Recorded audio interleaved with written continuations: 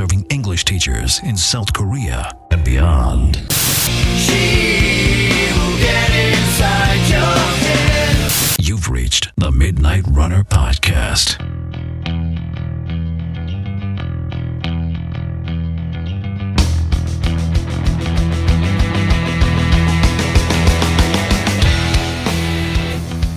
And welcome back to the Midnight Runner Podcast. Today we have an exciting show because we're interviewing two gentlemen who own their own Hagwon. And they are foreigners, if you can believe it. Yes, that does happen in Korea, and they are experts, maybe, or their wives are experts. I'm not sure which one. Maybe they can add a little bit to our show today, I thought. So I brought them on, and actually I know that they can, and they've been in Korea a while. So please, why don't you go around and introduce yourselves, and we'll get right to it. TJ. Hello, I'm TJ. Been in Korea about 2 years this time around. First came to Korea back in 91, did about 8 years back in the 90s. Met my wife back in 94, was married in 95. We moved back to the States and lived there for a number of years.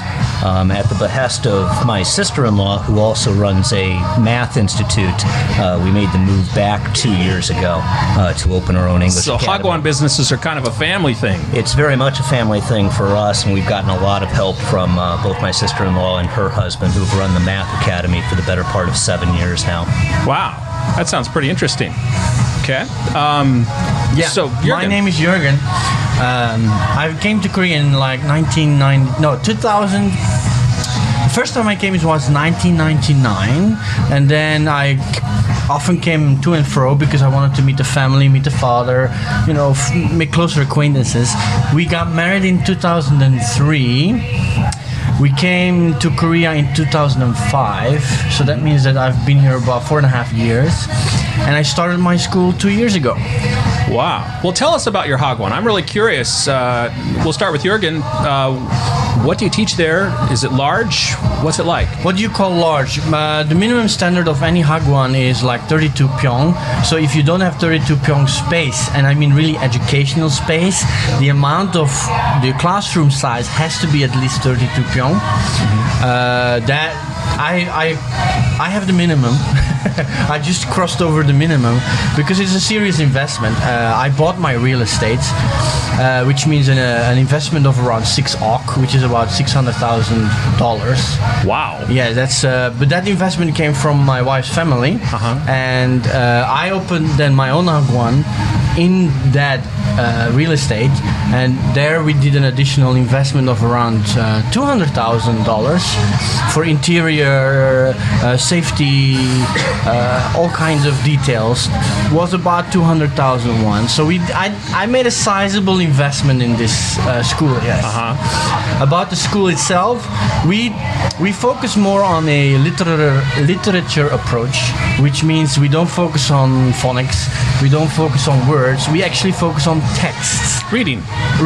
No, not reading. We use the text as a basis to teach words, to teach meaning, to teach understanding. So reading is like 10% of the class. We start with reading something, and then we work around the text. Conversational writing, creative writing, and a lot of those things. We don't do grammar. So are there like 50 students, 100 students, or do you feel comfortable telling us? I don't have that many students. I focus also on small classrooms. The average classroom size is 4 to 5. Wow. With a maximum of 7. The parents pay for that, of course. There is a premium to be paid for smaller classrooms. Sure. And we really focus on parents who have a higher education themselves, who have a good income, and who want their children to have the best available education there is. Well, that's great. Yeah. Okay, well, TJ, tell us about your school. Jurgen and I run very different styles of academies. We've talked in the past, and Jurgen is very adamant about his approach. We lean more towards the traditional Korean approach. We're a small-sized academy. We have 5 classrooms. My wife and I both teach. We employ 2 other Korean teachers, one for high school and one for middle school grammar. And as I said, we're a little bit more traditionally based towards test prep and continuing the education in the local school area. We've been open for 2 years. We started off a little bit heavy on the investment side and low on the groundwork, I guess, as the traditional foreigner in Korea would build their way up from working for an employer and opening their own kosukso and slowly building up. We put down about $80,000 US dollars as an initial investment and opened our doors with the 4 teachers right off the get-go. Unfortunately, we only had 1 student when we opened the doors, so we were operating at a loss for pretty much the better part of the first 8 months. Was it hard to grab students, to get students to come in? What did you do to get the students to come? Advertising in Korea is a funny animal. A lot of things that work in the West don't work over here. As Jurgen's shaking his head, he has the same thing, and it's a topic of discussion on a lot of the message boards and what works and what doesn't. The best thing in Korea is to offer a quality product, treat your your customers right, and I use the term customer, and criticism is a double-edged sword with the Hagwon business, and it's a business. We're in it for education. That's our product, is the education.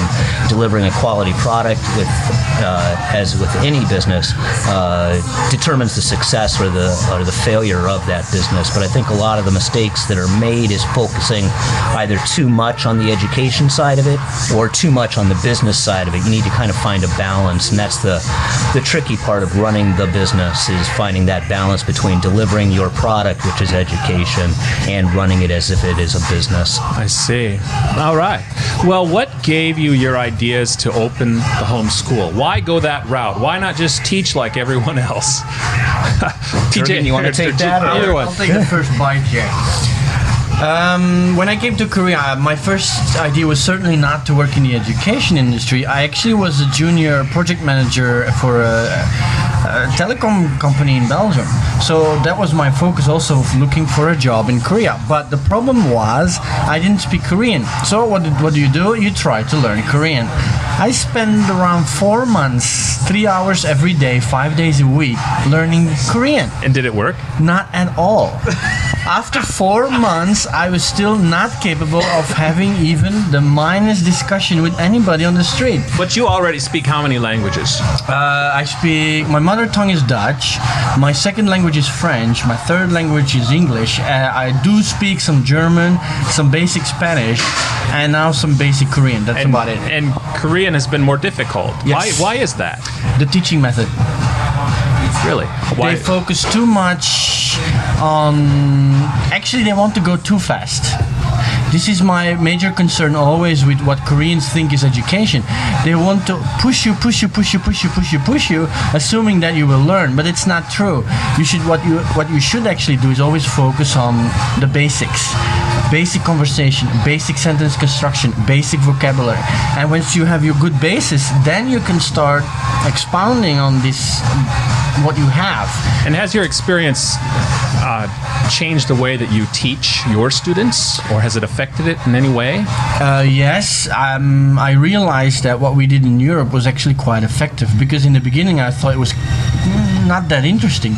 But coming to Korea, I realized that using a literature-based approach is actually creates a fundamental understanding of why do you learn English in the first place. And that's why I changed my approach in such a way that I want to show the parents that you can also educate your children without necessary boring repetitions. Mm-hmm. Yeah, basically that's it. Okay, and TJ, I know you're a Korean speaker, right? Tell me about that. I do okay. I attended Yonsei University's Korean language program back in the 90s through level 5, at which point I got married and didn't have time for school and work. And did you meet your wife in some way through that? Actually, we were introduced. A classmate of mine at the Yonsei program from Canada was dating her middle school friend and introduced us one day. They ended up getting married as well. We've lost touch through the years, though, but he'd been in Korea for quite a while. in answer to your previous question, does my speaking Korean influence my teaching? Yeah, it does. I think that as a Korean speaker, I'm able to identify roadblocks that the Korean student encounters in coming across that linguistic bridge in the other direction, so to speak. It just explains a lot of the common mistakes that you get. I agree with Jurgen on the focusing on the fundamentals and really nailing the basics and the fundamentals and continuing to focus on that. Again, it comes back on the business side of it with a balancing act with the parents, because in Korea, if you're not making progress and moving through a book, then the mothers kind of sense that you're being stagnant, and they're wondering what they're paying a pretty penny for the service, and they want to see some kind of progress, which is one of the influencing factors that we had when we chose our curriculum.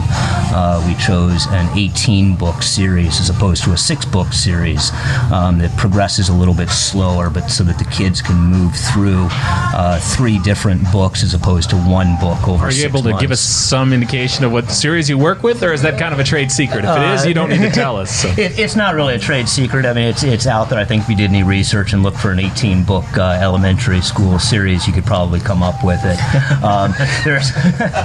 There's a lot of good books out there. I spent the better part of a week rummaging through a distribution center that my brother-in-law got me into. It was basically a warehouse filled with every English language program on the face of Korea, and dug through that and continued to narrow it down and whittle it down. One of my 2 biggest criteria were, or 3 I should say, something that was going to grab the interest of the kids, something that was interesting for them but not too elementary. One of the problems you run into is we start with our students, some of our students in 4th grade elementary school. Unfortunately, the subject matter for them is a kindergartner level by comparison of a native speaker, and when you present cartoon characters or whatnot to 4th, 5th grade elementary students, it just doesn't grab their interest. So text that would interest the students, a lot of different levels for them to work through, multiple books and workbooks for them to work through. And the biggest factor for myself was finding a program that presented the least amount of grammatical or spelling mistakes and whatnot, because a lot of the programs out there just are littered with I've noticed mistakes. that as well. I concur with TJ here. That's why I have chosen not to use a specific curriculum. I've chosen not to take a specific book series into my account. Basically, I bought a series of books, all kinds of series, and we take the best of every book. And so we don't present the parents either with a book to buy. We say, look, you don't have to buy the book. We make copies for you, and we make the copies that we think your children need at this moment. And so what they have is a big folder, and slowly the folder fills up with all the work that they're doing. So my approach is we use a flexible curriculum. We approach because our class size is so small, we can really adapt each class to the students in the class, and we don't have to focus on something more traditional. And it's sown its seeds, and there are some good results coming out of it. Well, that's good to hear. Yeah. Well, I'm going to skip ahead here. We've kind of answered a few of the questions. TJ, did I get from you what gave you the idea to open your school? Well, like I mentioned when I was introducing myself, my sister-in-law has run a math academy for a number of years. We'd given her some help early on when we were living in Korea before in the 90s, and she really wanted us to move back to Korea, had been harping on us for the better part of 4 years since she got married. And she was really the impetus to get us back. It was quite an investment for us, more than we had saved up. So she helped with the move back and getting the doors open of the academy. Is the paperwork something that you guys handled, or is that something you kind of let the wives do because they were more into the Korean side of things? I think Jurgen's a lot more hands-on with the paperwork. I didn't touch a single piece of paper. Then again, I could be wrong. No, really, it was terrible. Without my wife, I wouldn't have been able to do half of what we achieved in a year's time, because it took us 8 months to get the school started, from start to from beginning to really A starting. lot of work. 8 months to get all the paperwork in order, to get all the business administration in order, to get the money in order. 8 months. Which is a huge difference between our situation, like I said, with my sister-in-law, and especially because it's Korea, my brother-in-law, being the male, being able to go into a district office or a Ministry of Education office and get the paperwork done for us. We arrived in Korea actually 2 years ago tomorrow on March 1st, and we opened our doors April 21st. So about 6-7 weeks between touching ground in Korea and opening an academy. So you we got both things have done very heavy quickly. family involvement. And is that a little disconcerting sometimes, or is it a positive thing overall? Can I? Go ahead. I think the good thing about Korea is the family aspect. Once I was accepted into the Korean family, they actually helped me with all my ideas. I started with, why don't I start teaching a school? And all of a sudden, they came up with the money, with the program, with the help, and I was like, I didn't ask for that. I asked can I start a school? And they all of a sudden came there with a lot of assistance. So from that point of view, I think if you have a good relationship with your family, you can get a lot done. But on the other hand, I have to perform. They have certain expectations. They have certain expectations. Now, certain expectations I can fulfill, but a school like mine, especially with a curriculum like mine, which is a bit against the stream, takes time to develop. Actually, this month is the first month I'm actually making money. So it took me 2 years to actually make money. Well, that's good that you're in the black now. That's true. Yeah, that's true. I'm in the black. Finally. All right. Anything to add, TJ? Just the family aspect of it, as Jurgen said, can't be understated. For a F visa holder in Korea opening up a business, to have strong, not only just the F visa, but to have a good network of family and beyond your wife, to include your in-laws, brother-in-laws, sister-in-laws, whatnot. The bigger your network, the more successful and the more help and resources you're going to have. Networking's important anywhere. It's the lifeblood of this country, though. Do you guys both have F2 visas? I gained my F5 after I opened my business. Because I put the business under my name, and then because I had an F2, stayed in the country already for 3 years or so, and then I requested for an F5 and I was accepted without a problem. Oh, great. I'm still on the F2. I'm eligible for the F5 next month, and am actually leaning towards dual citizenship and taking the citizenship test. Oh, you do? Interesting. Yeah. What benefits would that have? I guess it's the F5 on steroids, so to speak. It just opens up so much more as far as putting things in your name, dealing with banking, the ability to get a legal Korean name, which helps with banking forms, any forms that you deal with, any items on the computer. It takes away that little 5 on the first digit of your ARC card and replaces it with a 1. And so it just offers a lot more things. The only hitching point is whether or not they require you to renounce your first citizenship, and with the legal changes right now that are in the legislation, it appears like that's what they're going to be doing. Yeah. No military service for you, however. I'm too old at this point. Gotcha. Yeah, because actually with my F5, I tried to open a bank account on my own, and they still were asking for my passport. And I'm like, look, I have an F5. I'm a permanent resident of this country. Technically, you should not ask for my passport. They said, no, we need your passport. Okay. Well, that leads us into pitfalls. What kind of pitfalls have you run into with starting the business, running the business, etc.? We made a lot of mistakes. I'm going to be upfront to that. I mean, it's not that easy to sail a sea that you cannot see. I mean, basically. We thought it was going to be clear and simple. For instance, getting the business license was the easiest. The business license was the easiest. You just needed 50 million won in a bank account. You go to City Hall, you ask for a business number, you get your business number, and that was that. But to get then your teaching license, You had to have proper interior, you have to have proper insurances, you have to have proper space allocated for this, space allocated for that, you have to have fire escape. My building has 2 fire escapes. Fire security came in, they checked out, they said, no, you need 1 more. I said, I need 1 more? Yeah, what happens if those 2 are not working? I said, but we have 2. No, you need 1 more.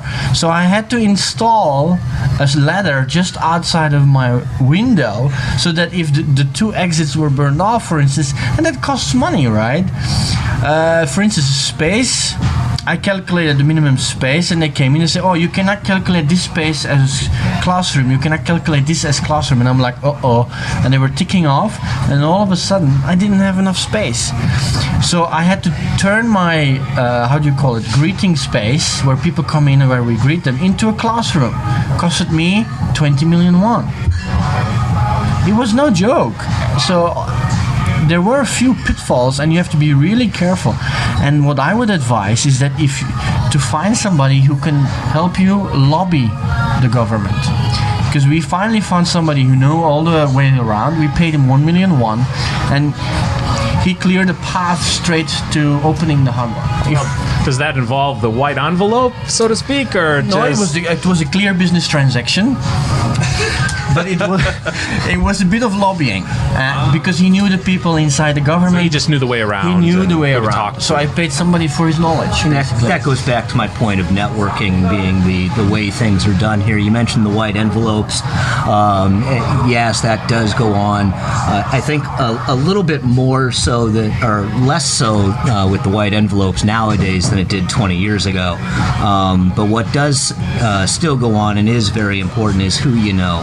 Having the experience was one thing with my brother and sister-in-law owning the math academy, but more important than that was that they owned an academy in the neighborhood where we were going to open our academy. So they were already members of the Hagwon Association in our area, and so any kind of brick walls that we would run into were already foreseen by my brother-in-law, and the wheels were very greased for us because of the networking and the foot in the door we had into that area already. Well, it's great you mentioned the Hagwon Association. We'll get into that in just a moment, but did you have any pitfalls, TJ, that you encountered?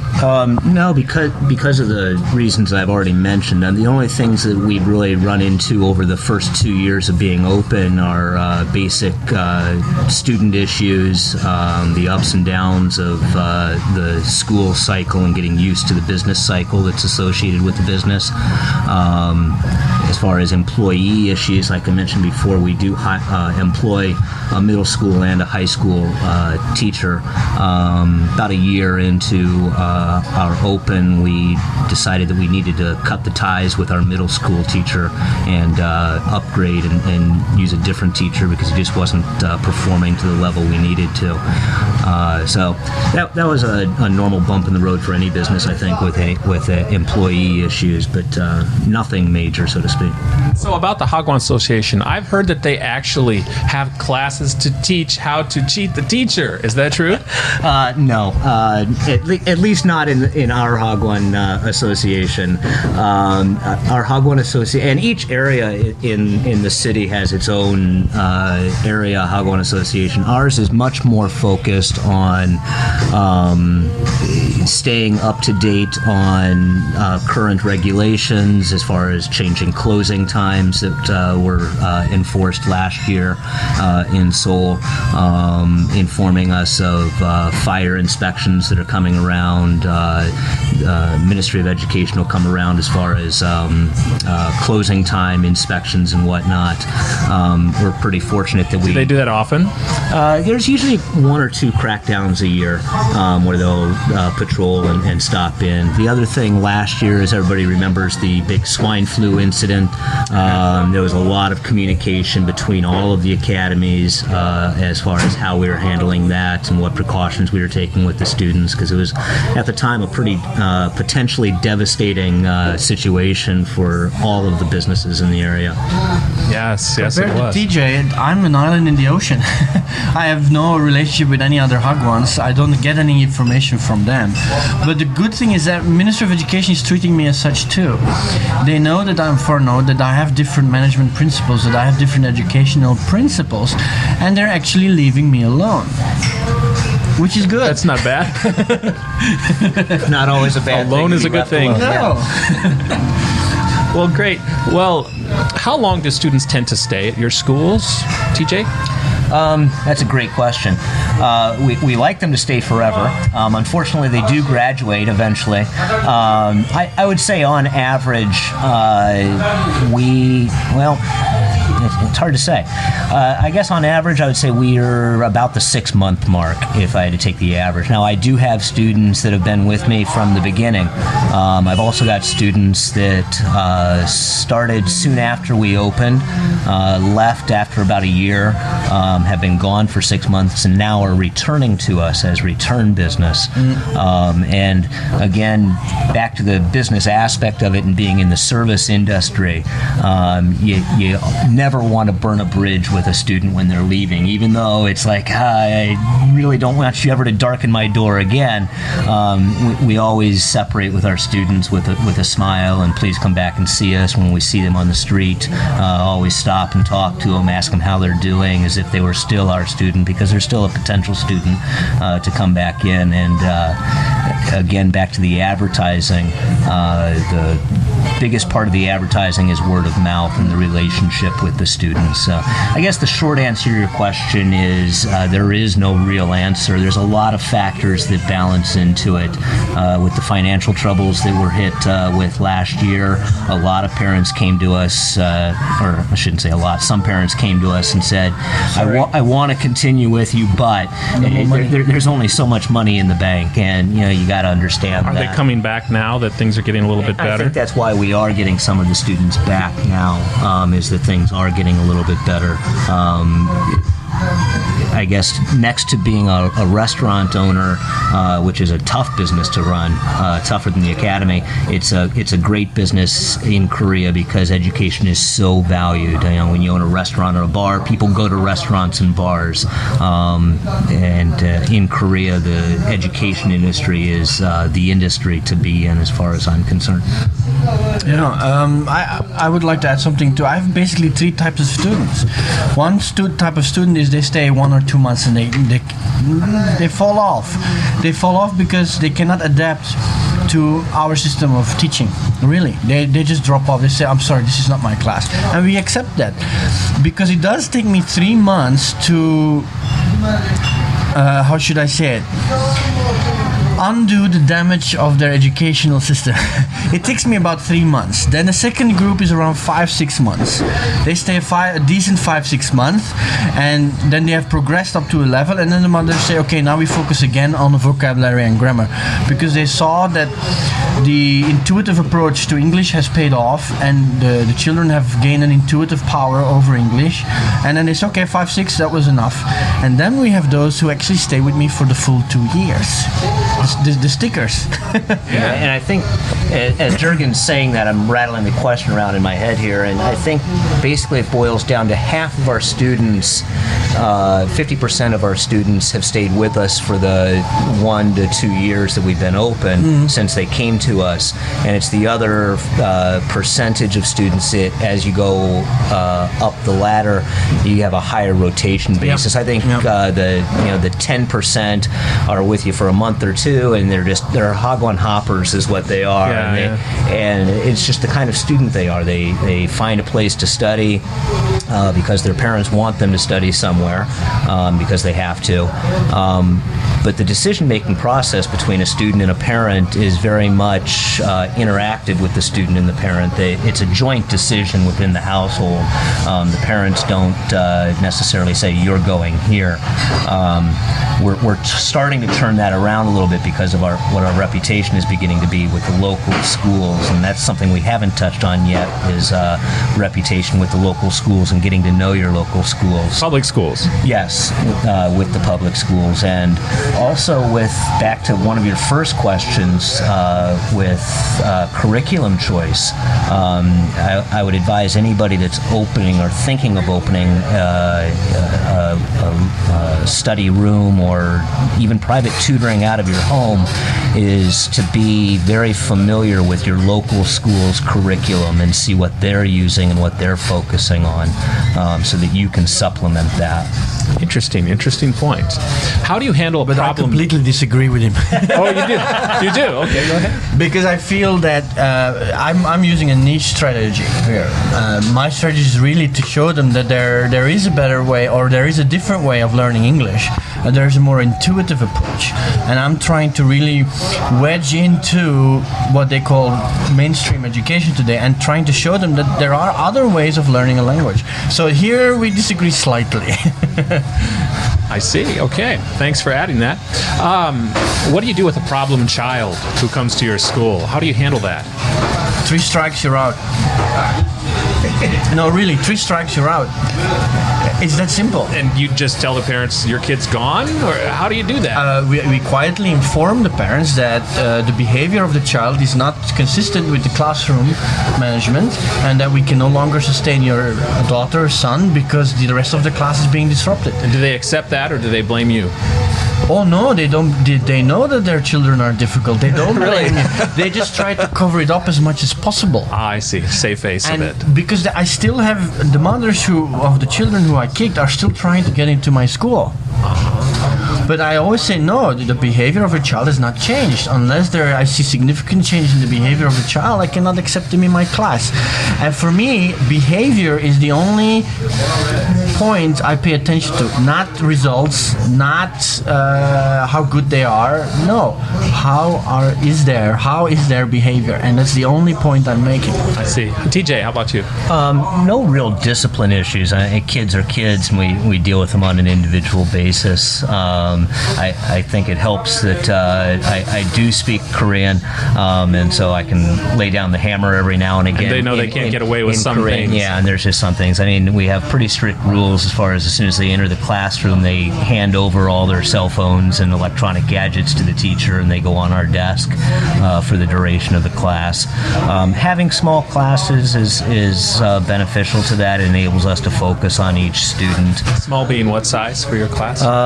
We cap it at about 6. I do have one class that has 7 students in it now, but that's just because Very of different than scheduling. Hagwons I've seen. They tend to go 13, sometimes higher. Yeah, Yeah. we do. But we also focus at 6, actually. Very good. Okay, well, let's move along. Do you have any other foreigners on staff at your school that are not family members? I would never accept that headache. Really? I'm joking. I have one. I'll put my resume away then. Finding foreign staff is not that easy. In the 2 years I've been working, I've hired 4. The first one was a good hit. He did a good job. He did what he had to do, but that was it. He didn't show any extra impulse, which is okay. He did a good job. He achieved results with the students. If you don't want to grow, you don't want to grow, right? Second one came in after 3 months. He decided to do a PhD. Fuck. Okay. Then a replacement came in. I fired that guy within 2 weeks. Okay. I won't ask you to get into that unless you want to. I don't want to go into that. This guy cost me so much money. I lost a lot of students just because of this guy. In 2 weeks' time, a foreigner killed half of my revenue. Okay, so I fired him in 2 weeks, and then I found somebody who I think is a teacher who wants to be a teacher and who wants to be really involved with the school. And he says it to me too. I really want to be involved with the school, and I signed him now for a 2nd year. So this is a cooperation I would like to have with all my teachers. That's what I'm looking for in my school. And TJ, nobody for you. Right now, with our current model and the way we have things scheduled, we have just shy of 60 students right now, and we could get up to somewhere between 100 and 120. We could basically double our size from where we're at now before we'd even look at hiring another foreign teacher. Because we do have my wife teaching the elementary and middle school, and a second middle school teacher. Our high school students are completely grammar oriented for the Sinunxia or the college entrance exam. Not my favorite thing to teach, but Well, that's why I don't teach the high school students unless they want to set up a unique, separate conversation class outside of our normal schedule. But with the middle school and elementary school students, they're with the other teachers for 2 classes a week at the elementary level, 2 classes with me at the middle school level, depending on where we're focusing and what their level is, either once or twice with me a week. So like I said, with our current scheduling, we could double our size without the headaches, for lack of a better word, of having another foreign teacher. It's quite an investment to have a foreign teacher on the staff. I'm not sure if Jurgen pays housing or what salary he pays. We pay our Korean teachers pretty well, more than most E2s are making, even with the housing allowance taken into account. So adding an E2, I probably wouldn't do that just because of the sponsorship and the legal ramifications of the sponsorship. As far as hiring another F visa holder, that might occur, like I said, when we get the student levels up there, but we're probably looking at another 2 years before we get to that point. So has it changed your perspective on everything you read on the message boards complaining about bad schools and that kind of thing, now that you're on the other end of the game? Jurgen, you're the one that employs the other foreigners. Yeah, the good thing is that I actually love to read the boards and see how the complaints evolve, and I can see what the core problem is with these people. I could easily tell them, look, this is not their problem, this is really your problem. But sometimes I can really see, okay, yeah, this is not your problem. This is really the problem of the Hagwon not treating you properly. But I refrain from giving advice most of the time, because I've learned that even if you give advice, they will still not take your advice very well. So I'm declining very often to actually tell them, look, you have to shape up, or look, this is what you have to do with your Hagwon owner now. There are some ideas I could throw around, but I think sometimes the attitude of some individuals, is a bit tricky. I think the biggest thing on some of the message boards that you get out there is nobody writes onto a message board that I went to work today, my boss paid me on time, and everything's just peachy, and I'm having a great time in Korea. You get the complainers or somebody that's in a negative situation that is going to vent and complain on the board or look for advice. And just because that is what you see on the message boards, I think it's disproportionately represented on that. I'm not trying to say that there aren't bad employers out there or people that run shady businesses and don't pay pension and taxes and those things. I know for a fact that those people exist out there. But as a whole in the industry, I don't think that Korea could have continued to attract foreign teachers in the numbers that it has for the length of time that it has if that was the norm rather than the exception in the industry. No, because you do have to pay attention to the fact that the job is not that badly paid. I mean, nobody's going to tell me that somebody who just finished university and finds this job opportunity is not being well paid. When I finished university as a master's and I found a job, I was paid half of that for a 40-hour job. And that was 40 hours of working, and not 30 hours of teaching and then I wish I worked 40 hours a week. Well, yeah, now we want to work 40 hours a week. It's just that you attract also a huge amount of somewhat unexperienced teachers. And let's get into that as far as the pay goes. Is it a job? Is owning a Hagwon something that's some way to make a good amount of money? Is it possible? It's both. The reason why I stepped in is because I realized that Korean is prepared to pay me well for teaching, but is not prepared to pay me well for my other abilities. So that's why I've decided to continue with the teaching and actually make a small business out of it. But on the other hand, you do get a lot of satisfaction when all of a sudden you realize that your students outpace any other student in your area. Do you see that happening at your school as well, TJ? Absolutely. I kind of touched on it a little bit with the local reputation and the reputation that you get after you've been open for a while. And that's another thing as far as getting back to kind of why we're doing this interview here, and people that are considering opening an academy or a study room on their own. There's going to be a time investment, a kind of a gray area when you first open your doors. For the first 2 to 3 years, you're going to be kind of in that make or break phase. Your reputation really doesn't start to solidify at all until you've been open for the better part of 2 years.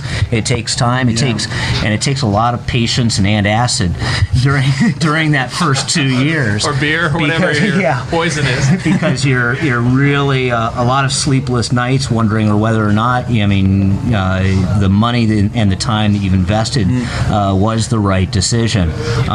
There's a thread on one of the boards right now. I won't give him any more free advertising than he already gets, but I think he's the one that banned me out of it. Yes, could be. Another reason not to mention his name. Whether or not the F2 is the golden ticket, and if that's all you need to make money. And the answer to the question is no. You need the hard work. You need the idea. Whether it's the model that we're pursuing or the model Jurgen's pursuing, there's different business models. There's different ways to do it. The important thing with any business or anything that you're going to invest your time and money is to be faithful to that. Decide on what your vision is and invest the time and the money. And I keep mentioning time because the other misconception out there that people have is the F visa holder just has the wife, they open up an academy and the money rolls in. Does not work that way. It does not work that way. I put in about anywhere from 60 hours on a good week to 80 to 100 hours on a difficult week during tests and where a lot of prep needs to be put into Not necessarily making good money. And I teach the better part of 45 hours a week. I am also the custodian. It goes from soup to nuts and A to Z and doing everything. And it's a stressful first 2 years. Right now, back to your original question of the reputation, what they're starting, or whether we're starting to see results in our students above that. We just had 2 mothers come in for interviews last week from one of our schools saying we're hearing it through the grapevine that this is where we need to have our kids, and when we start hearing those rumors come back to us and that kind of feedback, that has to feel good. It's my wife and I had a big smiley moment. Yes, very very good. Same experience, but actually for me it's now how should I say, firing back. I had a mother who came in with 2 children, first grader, second grader, and they didn't know the alphabet even. So I said, okay, I will start a complete new beginner's class just for your 2 children. We called back the next day. What did the mother say? No, your school is too good for my children. Really? And I'm like, what do you mean too good for your children? She meant too expensive, Jurgen. Oh, too expensive. Oh, okay. Well, I'm not that expensive. I mean, given the service I give 100% foreign education. I mean, I have no Korean teachers. I hire no Korean teachers, so every teacher is a foreigner. Of course, I'm going to ask a little bit more because technically they cost a little bit more. Not always, but most of the time. So, someone who has a business like a Hagwon for a number of years, say 2, 3, 4, 5 years, and they start building up students. After a time when everything gets well grounded, what can someone earn with that type of business? I know I'm not asking you guys to give anything away. Obviously, we're going to make a hypothetical person who's been here at that business for years. Well, it will depend on your business model. My business model predicts that if I can reach where I want to reach with the investment I have right now, I should have a revenue target of 30 million won a month with a profit margin of 10 million won. I see. Okay. That's what I'm aiming for. It could be more, it could be less, but that's what I'm aiming for. If I don't reach that, then for me something is not going right. I see. Yeah. Okay. Anything to add, TJ? Safely? he's squirming in his chair right here. So don't talk the numbers. Like I said, there's a big investment up front. It took Jurgen, you said, almost 2 years to get in the black. Yeah. We did pretty good as far as getting the students in the door quickly. We were very lucky our first year. Our second year, we hit some bumps and some plateaus where we didn't grow as fast as we wanted to. We were starting to, like I said, make money after 8 months. If I was going to be opening an academy again, what we were planning on was 1 year, and I would shoot for anywhere between 1 and, like Jurgen's experience, 2 years, and plan on losing money unless you're building up from an existing smaller business With a base of students, with a study room or a base of students that you have, exactly. But if you're opening your doors like we did from scratch, depending on how many teachers you have, you need to sit down and you need to run the numbers before you do it. You need to really have a plan. Many times. Yes, and build in a cushion with any business model. I would say that the teaching background is important, but my business background was much more important in opening it, in running the numbers and having a business plan and having the cushions built in and the expectations and being able to benchmark where we're at. And knowing Korean helped a lot too. Knowing Korean helped a lot. The answer to your question, is there money to be made in the industry? Yes, there's definitely money to be made. You can make a very good living doing it. There's also a lot of risk involved and a lot of hard work involved, and it's by no means a guaranteed ticket to success. But if you run your business as a business and have your fundamentals and your vision and stick to it, you can be successful if you put in the work. Okay, down to our last few questions here.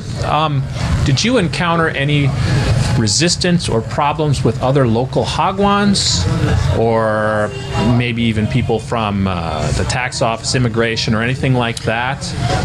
As I said before, I was like an island on the ocean, and everybody just let me be. I did notice that there was a small smear campaign 6 months into my operations. By another Hagwon? By other Hagwons.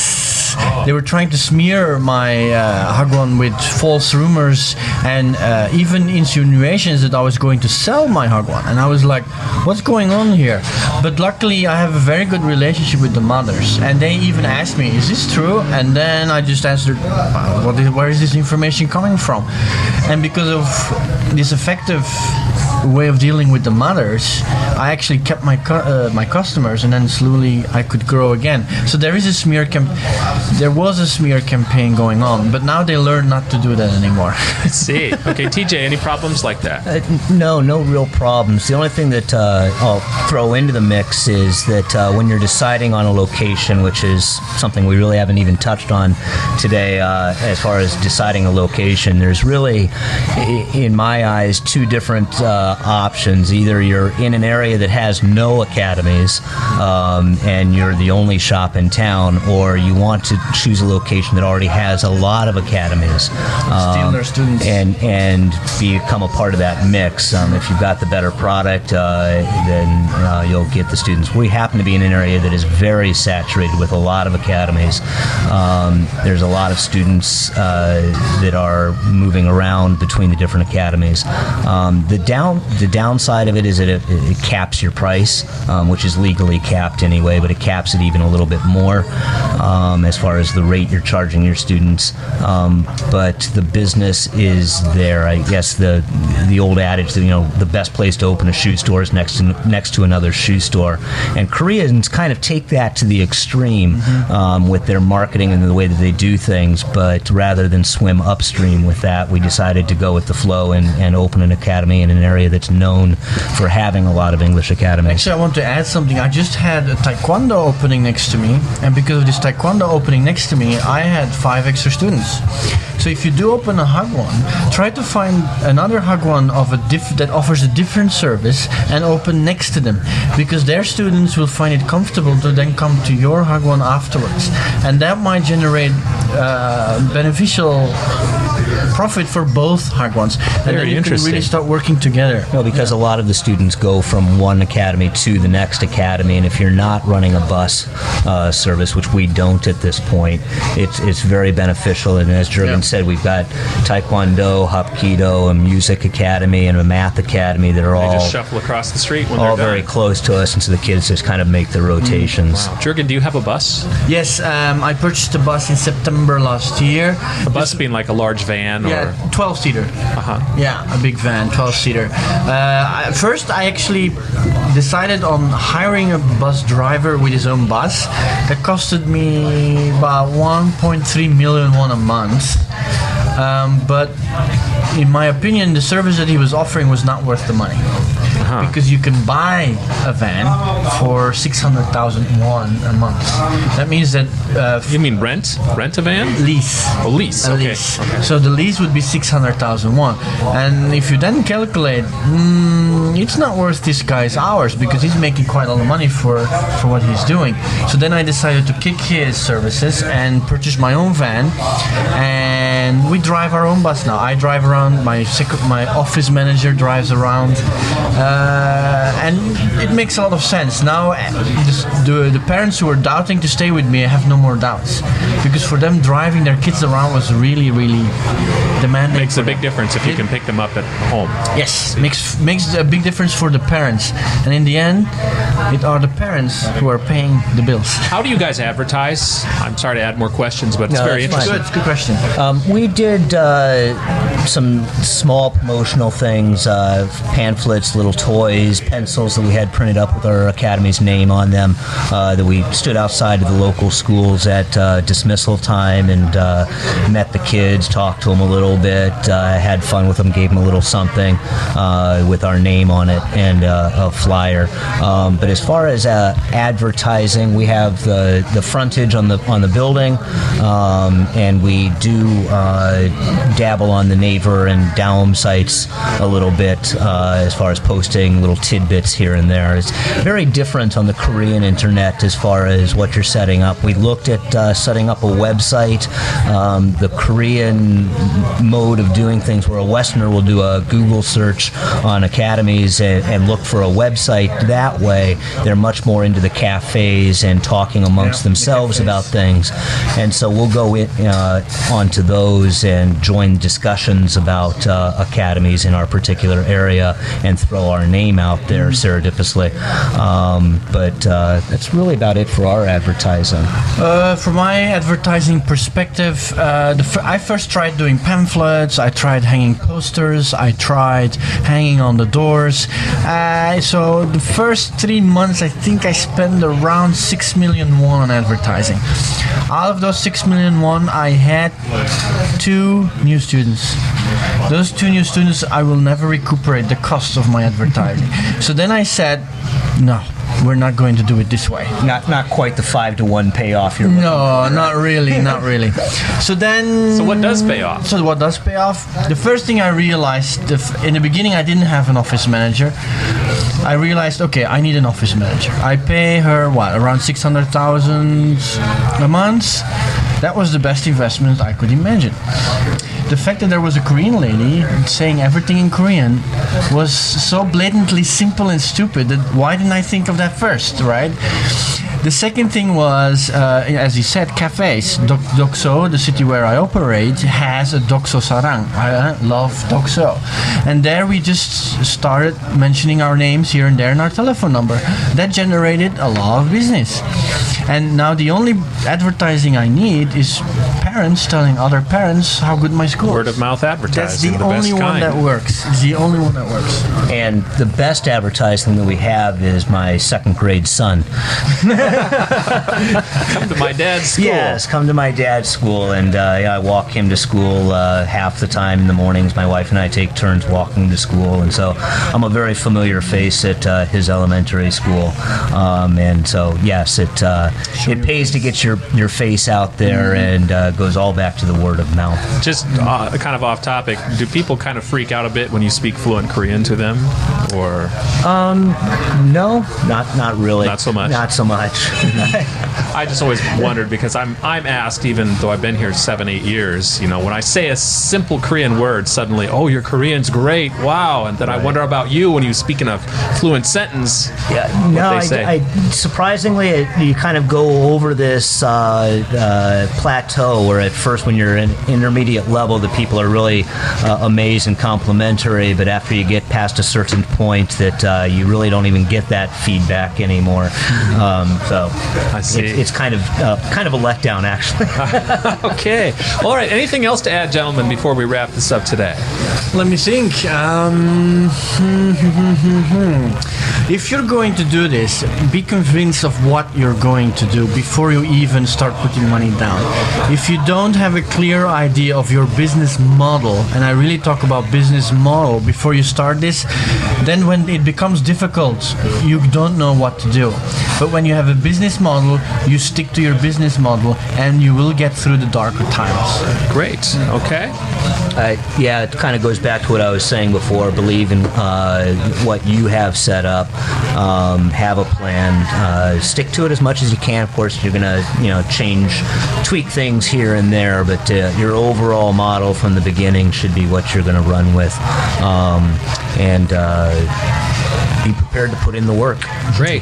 Do you gentlemen have a contact email that someone could write to you at? Sure. Or I know you're on the AFEC board, www.afec.info. That's a board for F-visa people only at this point. Well, if you do have questions, because I also accept CVs, that doesn't mean I will give you a job immediately. You can always send an email to silkroad.lc@gmail.com. I use that one to communicate with all future potential teachers. Silk Road, all one word? Silk Road in one word, .lc@gmail.com. Okay, great. And TJ? I think anybody in the community out there that's on any of the number of message boards probably knows who TJ is. He's got the baby smoking that's in the my avatar. handle out there. Yeah, and I don't know why, because I don't even smoke. Okay. What brand is that you're waving between your fingers right now? Okay. Well, anyway, hey, thanks a lot, and we're going to wrap this up. Thanks for joining us today, and it's been a great time talking to you guys. And anyway, parting thoughts? Anything else? Thank you. Thank you, Derek. Had a great time doing it. Okay. Take care. Bye.